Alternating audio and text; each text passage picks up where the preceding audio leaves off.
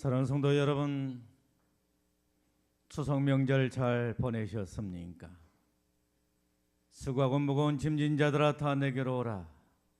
내가 너희를 쉬게 하리라 말씀하시는 주님의 이로하심과 인생의 무거운 짐을 벗겨주시는 하나님의 놀라우신 축복이 이 시간 저와 여러분들에게 있어지기를 간절히 축복합니다. 여러분의 형제 사랑은 온전하십니까?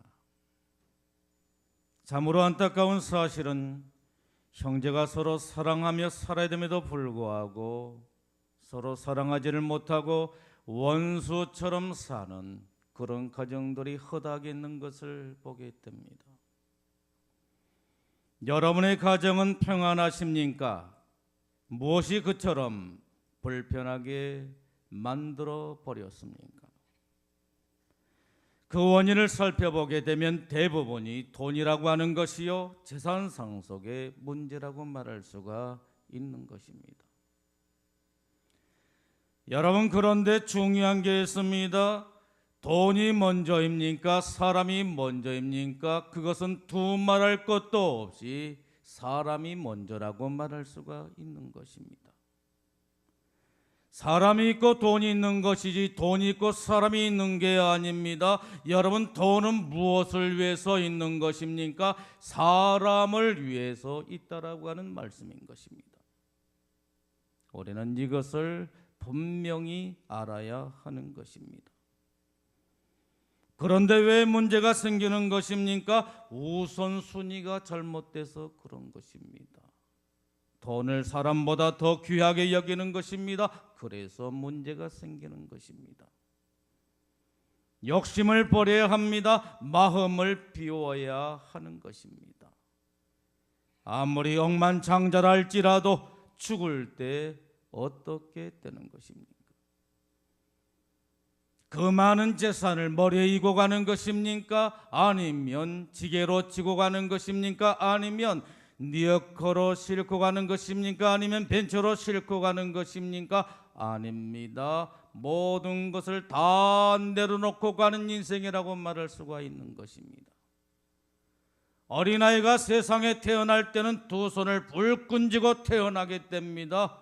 이 세상에 태어나서 무엇인가를 잡기 위해서 두 손을 불끈 쥐고 태어나게 됩니다만은 사람이 나이가 들어서 죽게 될 때는 어떻게 되는 것입니까? 두 손을 펴고서 떠나게 된다라고 하는 말씀인 것입니다. 다 내려놓고 가는 것입니다. 그래서 죽을 때 사람들이 입은 수의를 보게 되면 호주머니가 없는 것입니다. 그러므로 마음을 비우고 욕심을 버려야 하는 것입니다. 재산 상속의 문제도 마찬가지인 것입니다. 욕심을 부리지 말고 공평하게 하십시오. 정당하게 하십시오. 법이 정해놓은 테두리 안에서 서로 서운함이 없이 나누십시오. 왜 법이 있습니까? 이런 갈등의 문제를 해소하기 위해서 법이 있는 것입니다. 결국에 무엇이 문제입니까? 욕심이 문제인 것입니다. 그래서 주님께서는 야고보서 1장 15절 말씀을 통해서 이 시간 저와 여러분들을 향하여 이렇게 말씀하십니다. 욕심이 잉태한 즉 죄를 낳고 죄가 장성한 즉 사망을 낳느니라 말씀하십니다. 여러분, 욕심이 무엇을 낳게 된다라고 하는 거예요? 죄를 낳게 된다라고 하는 것입니다. 그리고 그 죄가 결국에 사망에 이르게 한다라고 하는 말씀인 것입니다. 그런데 법보다 더 중요한 게 있습니다. 여러분, 그게 뭡니까? 사랑인 것입니다. 사랑만큼 중요한 게 없는 것입니다. 그러므로 무엇을 하든지 사랑을 따라 하십시오. 잘 사는 사람은 어려운 형제를 위해서 자신의 몫을 포기하고 그 몫을 어려운 형제에게 돌리십시오. 서로 나누며 사는 것이 얼마나 아름답습니까? 이것이 바로 성육신 사건인 것입니다. 하나님께서는 우리 인간들을 구원하시기 위해서 낮고 천한 모습으로 이 세상에 오셔서 우리를 구원하셨다라고 하는 것입니다. 하늘 영광 버리시고 하늘 보좌를 버리시고 저와 여러분들을 구원하시기 위해서 이 세상에 오셔서 우리와 같은 모습을 하게 되었고 우리를 거물과 죄 가운데서 구원하시고 우리들에게 은혜와 축복을 부어주시게 되셨다라고 하는 말씀인 것입니다. 여러분, 결코 돈 때문에 소중한 형제를 잃어서는 안 되는 것입니다. 형제는 어떤 존재인 것입니까? 부모로부터 한 피바다 한 몸 이룬 형제들이라고 하는 말씀인 것입니다. 그러므로 소중히 여겨야 하는 것입니다. 저는 형제들로부터 큰 사랑을 받은 사람인 것입니다. 구남매 막내로 태어나서 그랬던가요? 오늘 성경에 나오게 되는 막내 베냐민처럼 큰 사랑을 받고 사는 사람이었습니다. 만일 형제의 사랑이 없었다라고 한다면 저는 이 자리에 존재하지를 못했을 것입니다. 일찍이 부모를 잃고 의지할 곳이라고는 형제들밖에 없었습니다. 그런데 그 형제들이 저를 잘 보살펴 주셨고 도와주시게 된 것입니다. 그래서 오늘 제가 여기에 있는 것입니다. 저는 형제들로부터 큰 사랑을 받았습니다. 그런데 그 가운데서도 가장 큰 사랑은 둘째 형님으로부터 받았던 것입니다. 부모를 잃고 광야에 버려진 자와 같은 저를 데려다가 고등학교를 가르치게 된 것입니다. 고등학교를 가르치는데 경제적으로 부유해서가 아니었습니다. 잘 살아서가 아니었습니다. 살기가 무척 어렵고 힘들었다라고 하는 말씀인 것입니다. 그런데도 불구하고 저를 데려다가 고등학교를 가르치게 된 것입니다. 아버지 살아생 전에 늘 막내를 염려하고 걱정하는 아버지의 모습을 생각하면서 부모님께 효도 한번 해보고자 저를 가르쳤다라고 했습니다. 어느 때인가 형님 네가 부부싸움을 하게 된 것입니다. 그런데 그 싸우는 소리가 문 밖으로 흘러나오게 된 것입니다. 그 싸움의 발단은 다름이 아닌 저의 문제였다라고 하는 것입니다. 당시 형님은 시골 교회에서 목회 사역을 하고 있었습니다. 큰 교회를 목회했던 것도 아니요 40-50명쯤 되는 작은 교회에서 목회를 하고 계셨기 때문에 경제적으로 넉넉하지를 못했던 것입니다. 그런데 어느 날 사례비가 나오게 된 것입니다. 그리고 그와 맞물러 저의 학교 납부금 통지서가 나오게 된 것입니다. 싸움의 발단은 여기에서 시작되었습니다. 형수는 사례비를 받고서 너무도 좋았다라고 하는 것입니다. 그런데 그 좋았던 것도 잠시 저의 납부금 통지서를 보고서 큰 부담을 느끼게 되었다라고 하는 것입니다. 형님은 받은 사례비로 등록금, 납부금을 주라고 하셨고 형수는 하루 이틀이라도 내가 좀 가지고 있다가 주면 안 되느냐고 했습니다. 그러자 형님은 며칠 더 가지고 있으면 못하느냐고 하면서 어차피 낼 거 빨리 달라고 했습니다. 그러면서 티그덕태그덕 서로가 싸우게 된 것입니다. 동생 때문에 가정이 불편하게 된 것입니다. 형님은 그 불편한 가운데 저를 가르치게 된 것입니다. 왜 그랬을까요? 비록 돌아가시고 계시지는 않았습니다만 부모님을 생각하면서 부모님께 효도 한번 하고 싶어서 그 효도한 길이 아버지가 평소에 염려하고 걱정했던 막내 동생을 가르치는 것이라고 생각을 하게 된 것입니다. 형님은 형제간의 사랑이 남다른 사람이었습니다. 그 사랑 때문에 오늘 제가 여기에 있는 것입니다. 그 한 사람의 희생이 동생을 행복하게 만들었고 저로 하여금 많은 사람들을 유익하게 하고 복되게 한 것입니다. 그리고 형님에게 있어서 저는 자랑의 면류관, 기쁨의 면류관이 되게 된 것입니다. 형님은 어디를 가든지 저를 자랑하게 된 것입니다. 그리고 사람들은 어떻게 그런 일을 할 수가 있었느냐고, 어떻게 그렇게 아름다운 일을 할 수가 있었느냐라고 하면서 형님을 달리 보게 되고 칭찬하게 되고 존경을 하게 된 것입니다. 그리고 하나님은 그런 형님을 축복하시게 되는데 물질의 복뿐만 아니라 노회장이라고 하는 명예의 복을 주셨고 가정의 복을 주시게 된 것입니다. 하나님께서는 동생에게 쏟았던 사랑을 보상해 주셨다라고 하는 것입니다. 여러분, 오늘 말씀의 배경이 무엇입니까? 창세기 1장부터 지금까지 내용을 살펴보게 되면 여러 가지 내용이 기록되어 있는 것을 볼 수가 있습니다. 그 가운데 사랑 이야기가 기록되어 있는 것을 보게 됩니다.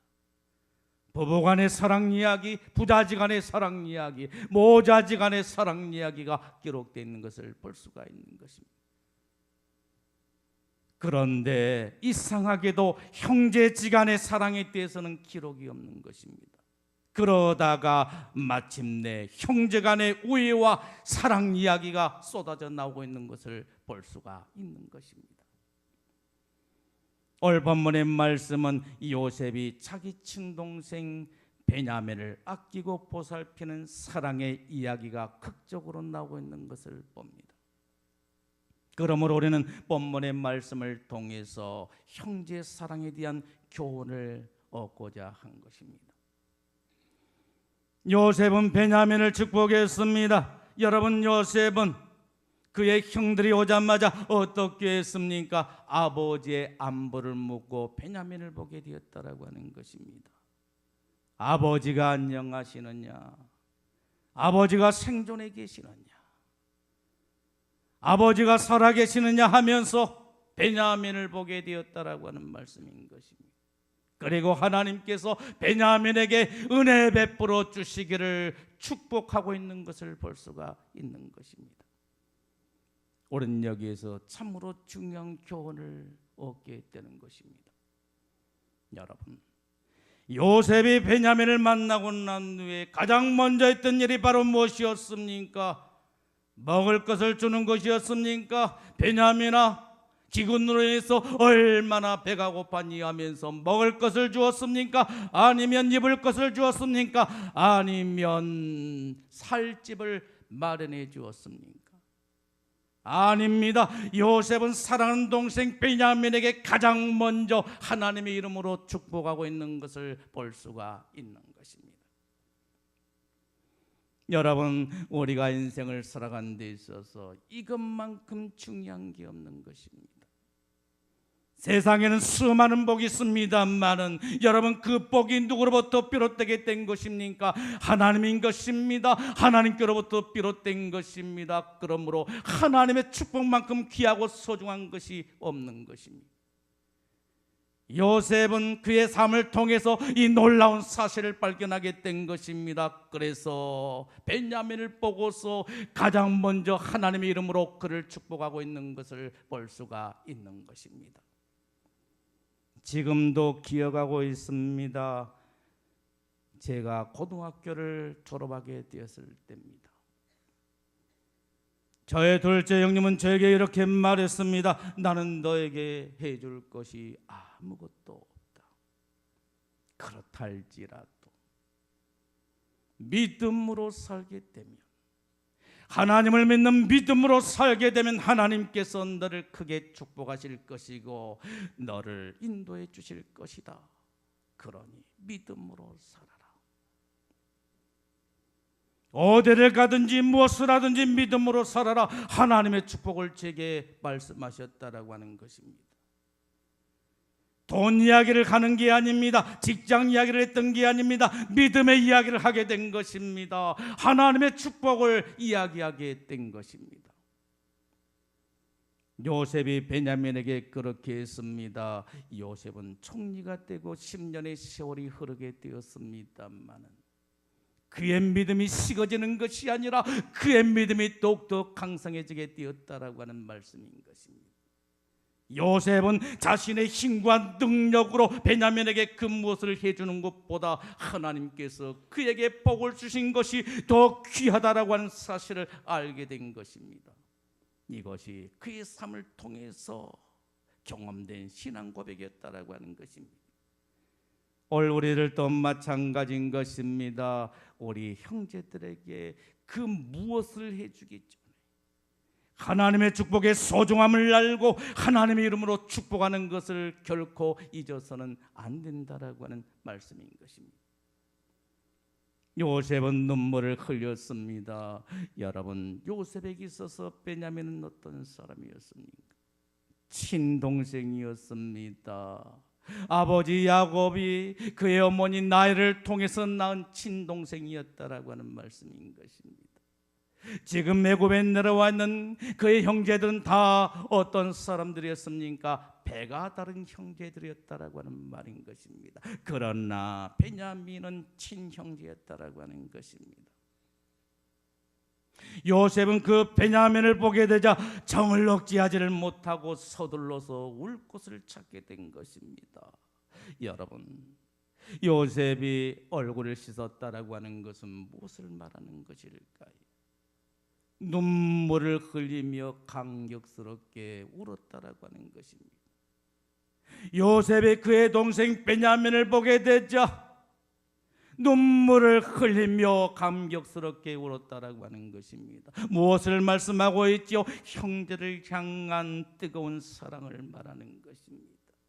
여러분, 우리가 형제를 사랑하되 어떻게 사랑해야 되는 것입니까? 뜨겁게 사랑해야 된다라고 하는 것입니다. 요셉이 베냐민을 사랑했던 것처럼 우리들도 형제를 뜨겁게 사랑할 수가 있어야 된다라고 하는 말씀인 것입니다. 주님께서는 베드로전서 1장 22절 말씀을 통해서 이 시간 저와 여러분들을 향하여 이렇게 말씀하고 있는 것을 볼 수가 있습니다. 너희가 진리를 순종함으로 너희 영혼을 깨끗하게 하여 거짓없이 형제 사랑하기에 이르렀으니 마음으로 뜨겁게 사랑하라고 말씀하고 있는 것을 보게 됩니다. 사랑하라고 하는 것입니다. 형제를 뜨겁게 사랑하라고 하는 것입니다. 마음으로 뜨겁게 사랑하라고 하는 것입니다. 거짓없이 마음으로 뜨겁게 형제를 사랑하라고 말씀하고 있는 것을 볼 수가 있습니다. 형제를 사랑하며 사십시다. 형제를 사랑하며 사십시다. 요셉은 베냐민을 특별 우대했습니다. 요셉은 형제들을 자리에 앉혔습니다. 자리에 앉히는데 어떻게 앉혔습니까? 나이 순서대로 앉히게 된 것입니다. 요셉에게 나이를 가르쳐준 사람이 한 사람도 없었습니다. 그런데 요셉이 그의 형제들을 나이 순서대로 앉히게 된 것입니다. 요셉은 형제들의 서열을 다 기억하고 있었던 것입니다. 그리고 베냐민에게는 특별히 음식을 5배나 더 주었다라고 하는 말씀인 것입니다. 고대 근동 지방에 있어서는 특별한 손님에게 음식을 더 주는 그러한 풍습이 있었던 것입니다. 이것은 무엇을 표현한 것입니까? 손님에 대한 남다른 애정과 경의를 표현한 것입니다. 그리고 여기에 5배나 더 주었다라고 했는데 여기에 5이라고 하는 숫자, 5라고 하는 숫자는 무엇을 말하는 것입니까? 온전함을 말합니다. 충만함을 말하는 것입니다. 요셉은 베냐민에게 음식을 제공하는데 어떻게 했습니까? 풍성하게 넘치도록 제공했다라고 하는 것입니다. 여러분, 이것은 무엇을 말하는 것입니까? 베냐민에 대한 각별한 애정을 말하는 것입니다. 그리고 이것은 또한 무엇을 상징하고 있습니까? 구분함을 상징하고 있는 것입니다. 요셉은 베냐민을 형제들 가운데 특별히 구별을 시켰다라고 하는 것입니다. 영화롭게 구별하게 된 것입니다. 여러분, 이것은 우리들에게 무엇을 교훈하고 있는 것입니까? 우리가 형제들을 대할 때 특별하게 구별해서 대해야 된다라고 하는 것입니다. 이유가 무엇입니까? 우리는 부모로부터 한 피바다 한 몸 이룬 형제들이라고 하는 말씀인 것입니다. 남이 아닙니다. 가족인 것입니다. 형제인 것입니다. 그러기 때문에 형제들을 대할 때 특별하게 대해야 된다라고 하는 말씀인 것입니다. 그런데 우리 주님께서는 참으로 귀한 말씀을 이 시간 하고 계시는 것을 보게 됩니다. 누가 형제냐, 누가 자매냐, 누가 어머니냐 라고 말씀하고 계시는 것입니다. 주님께서는 마태복음 12장 50절 말씀을 통해서 이 시간 저와 여러분들을 향하여 이렇게 말씀하십니다. 누구든지 하늘에 계신 내 아버지 뜻대로 행하는 자라야 내 형제요, 내 자매요, 내 어머니라 라고 말씀하고 있는 것을 보게 됩니다. 누가 형제요, 자매요, 어머니라는 것입니까? 하늘에 계신 내 아버지 뜻대로 사는 자라는 말씀인 것입니다. 주님께서는 세상적인 가족관계를 뛰어넘어서 새로운 가족관계를 말씀하고 있는 것을 볼 수가 있는 것입니다.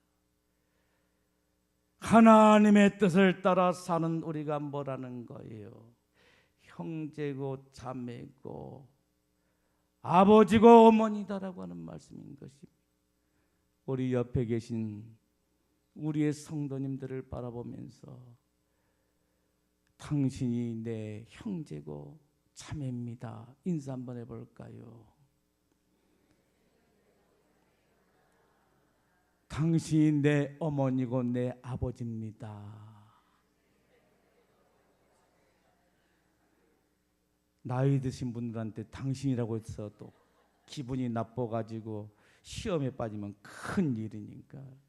외국 사람들은 일상적으로 쉽게 사용하는 말입니다만 우리나라 사람들은 정서적으로 당신이라고 하면 이상하니 받아들이지를 못하는 거예요. 그러니까 우리식으로 형제는 진심으로 내 형제고 자매입니다. 이렇게 한번 해볼까요? 시작.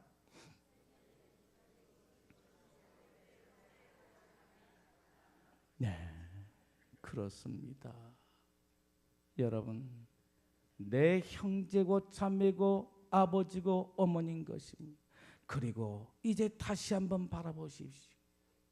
얼마나 멋져 보입니까? 얼마나 아름다워 보입니까? 얼마나 귀하게 보이는 것입니까? 우리는 그렇게 살아야 되는 것입니다. 미워해서는 안 되는 것입니다. 헐뜯어서는 안 되는 것입니다. 서로가 사랑하며 살아야 하는 것입니다. 여러분, 우리는 형제자매를 어떻게 대해야 되는 것입니까? 특별하게 대해야 된다라고 하는 말씀인 것입니다. 주님께서는 갈라디아서 6장 10절 말씀을 통해서 이 시간 저와 여러분들을 향하여 이렇게 말씀하고 있는 것을 볼 수가 있는 것입니다. 우리는 귀에 있는 대로 모든 이에게 착한 일을 하되 더욱 믿음의 가정에게 할지니라라고 말씀하고 있는 것을 보게 됩니다. 여러분, 착한 일을 하되 어떻게 하라고요? 착한 일을 하되 믿음의 가정에 더하라고 말씀하고 있는 것을 볼 수가 있습니다. 믿음의 가정을 특별하게 대하라고 하는 것입니다. 특별 대우를 하라고 하는 말씀인 것입니다. 찬송가 220장에 보게 되면 사랑하는 주님 앞에라고 하는 은혜로운 찬양이 나옵니다. 사랑하는 주님 앞에 형제 자매 한 자리에 거신 은혜 생각하며 즐거운 찬송 부르네. 내 주 예수 본을 받아 모든 사람 내 몸같이 환난 근심 위로하고 진심으로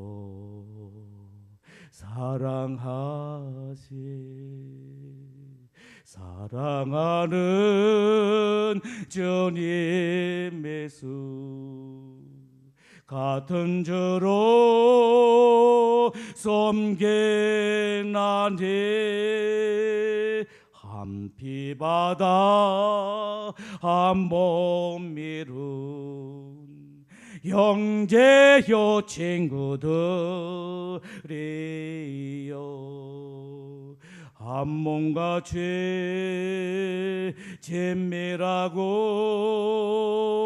마음으로 하나 되어 우리 주님 크신 뜻을 지성으로 준행하세.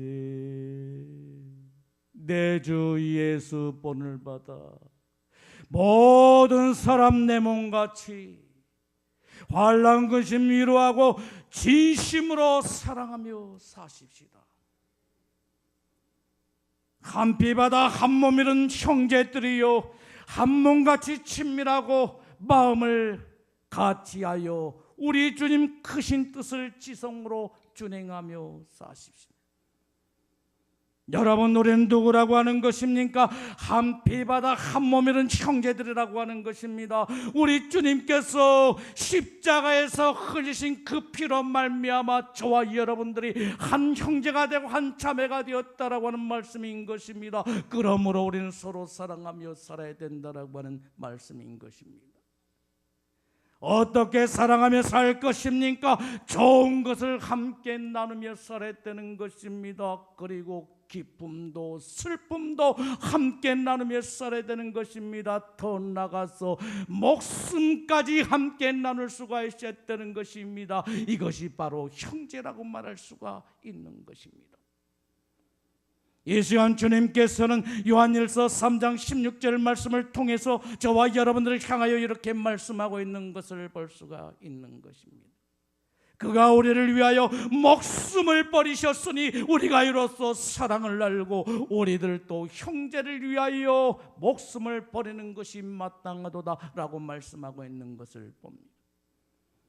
여러분, 사랑하되 어디까지 사랑하라고 하는 것입니까? 목숨을 버리기까지인 것입니다. 형제를 위해서 목숨을 버리기까지 사랑하라고 말씀하고 있는 것을 보게 됩니다.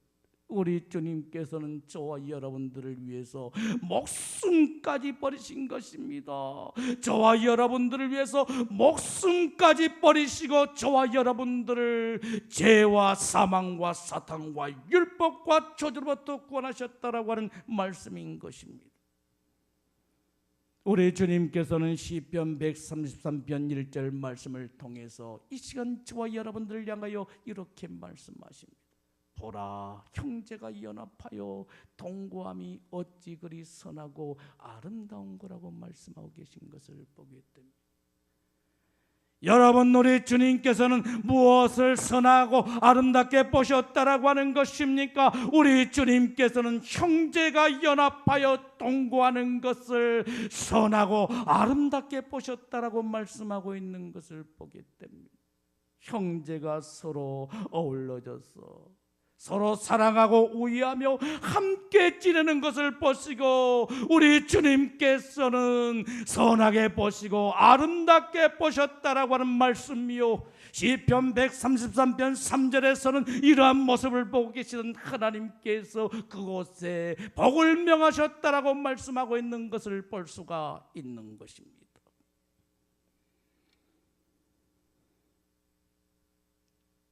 여러분, 복받기를 원하십니까? 그렇다라고 한다면 형제들과 사이좋게 사십시오. 서로 사랑하며 사십시오. 이것이 복을 받는 비결이다라고 하는 말씀인 것입니다. 형제가 부모 앞에서 서로 다투고 싸우는 것은 부모 앞에 얼마나 큰 불효인지 모르는 것입니다. 하나님도 마찬가지입니다. 하나님 앞에서 한 피바다 한 몸 이룬 한 형제된 우리들이 사이좋게 살지를 못하고 사랑하지를 못하고 서로 다투고 산다라고 하는 것은 하나님 앞에 얼마나 큰 죄악인지 모르는 것입니다. 그러므로 우리 모두가 사랑하며 살아야 될 줄로 믿습니다. 사랑하는 성도 여러분, 형제를 사랑하며 사십시다. 요셉이 그의 동생 베냐민을 사랑했던 것처럼 우리들도 서로 사랑하며 사십시다. 형제들에게 하나님의 축복을 전하며 사십시다. 형제들을 하나님의 이름으로 축복하고 서로 마음으로 뜨겁게 사랑하며 사십시다. 사랑하되 믿음의 형제들을 더욱 사랑하고 더욱더 믿음의 형제들에게 착한 일을 하며 사는 저와 여러분들이 다 되어야 될 줄로 믿습니다. 기도하겠습니다. 주시는 말씀